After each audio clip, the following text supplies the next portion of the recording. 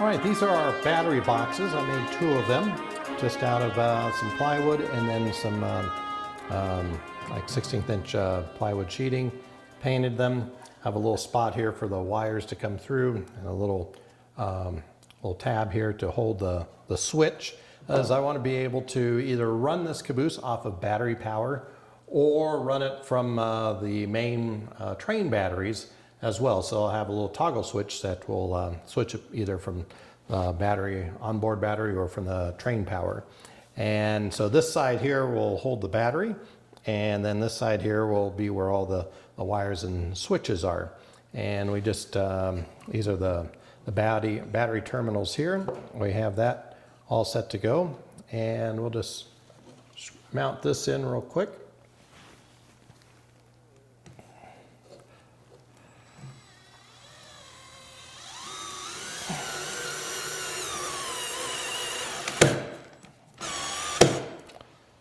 There's one.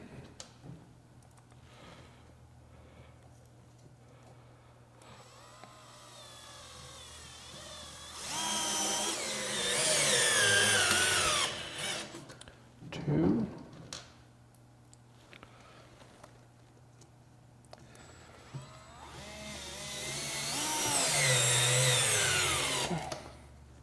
Three.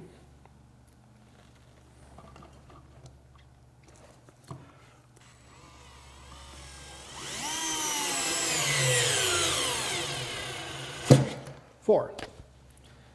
And what I did was I mounted some, just hinged these, and I put some strong magnets right here and here, and here, and that goes ahead and makes sure that these doors stay closed while you're operating.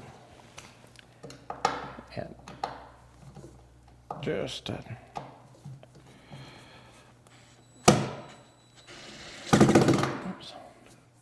Perfect.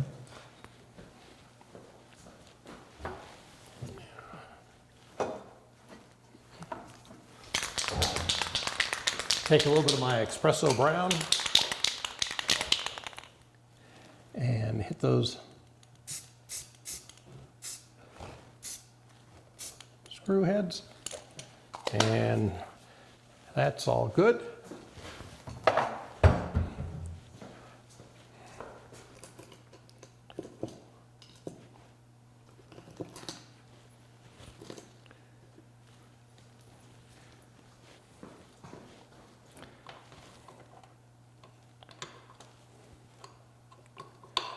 Set those.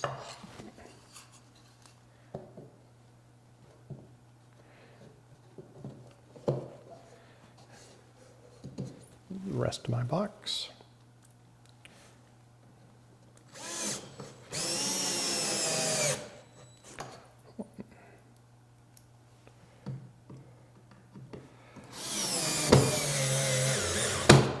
And these holes already have a little countersink so that the screws go in flush.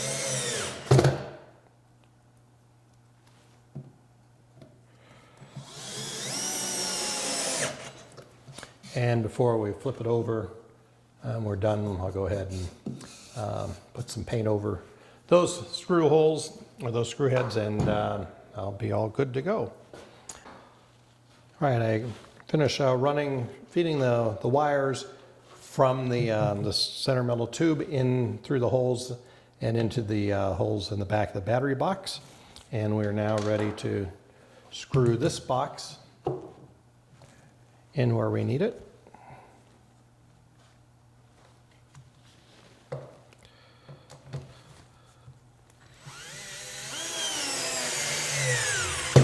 There's one. Okay. Those are nice and tight. So we got that screwed in. Next is I'm going to label these wires with a wire labeler, just so that down the road, if we're a few years down the road trying to keep track of what was what, will be easily identified. So this is what the control box looks like underneath the caboose. We have the back side here, which holds the battery, and then this is the all the control wires. And we have coming in, we have the power from the train, and then this set of leads is the power from the battery. This switch right here switches it back and forth either from the battery off or the train power. And of course in the center it's off altogether. And then we have these great little connectors here that we've glued in right here. And the wires come in and you can distribute out to other leads. And they just snap down like that. And then you open back up and you can pull the wire back out. Really like how well and easy these work. So we have either the battery power or the train power coming in to the switch, and then from the switch out to these little distribution connectors. And then we have the wires going to the red and black one here goes to the flashers, and we put a switch on that so that if we want the flashers to work, obviously on or off independently of the rest of the caboose lights, we can turn them on and off here. And then we also have a lead going in. This one right here goes up into the caboose, and that'll be the power supply for all the interior lights in the caboose. So that's all kind of set to go. And all we need to do now is and I think I'll show you here, kind of see where we have there's a magnet there and a magnet right here, and they match up with two magnets on the front of the box, and that keeps the lid closed.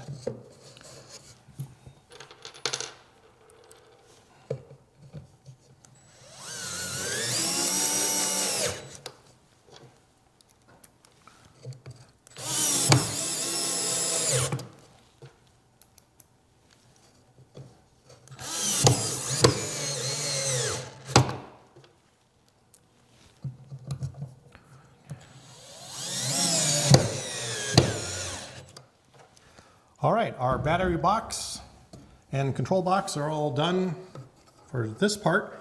And the next thing that we'll do is now work on putting some more of the details on the undercarriage of the caboose. Now that we have all of our wiring kind of taken care of on the underside of the caboose, we're going to add some details. And like I said, I'm not doing a scale exact replica of any particular caboose, but I know that cabooses do have tanks and things underneath them, and so we just want to add some of those just to give folks some things to look at as a train are going by. So I've made a couple of these tanks, and these are just PVC end caps that are glued together. And then I just sanded off the ridges and so forth, glued them, painted them, and made a couple of little cradles for them. And we're just going to glue these on either side. We want them a little bit closer to the edge of the caboose, to the side, so that you can actually see them. If you have them too close to the center underneath the caboose, then it's really hard to see them as they're going down the track. So. And what we'll do is I'll just take some wood glue, and we'll wood glue these and nail them in place as well. Make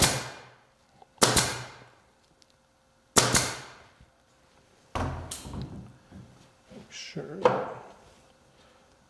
Okay.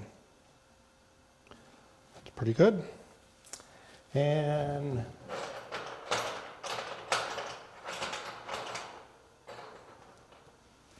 just have some metal rod that we bent around these.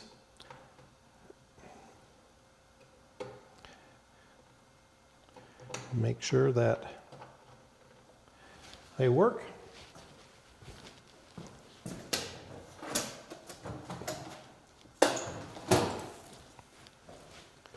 Get my little rubber mallet here. And then I like to glue these in. I'll just use some crazy glue. Put some right in the hole like that.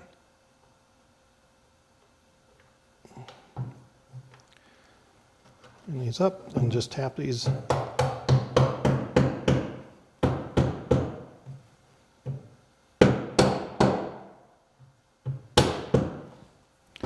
Right in there like that. Do the next one.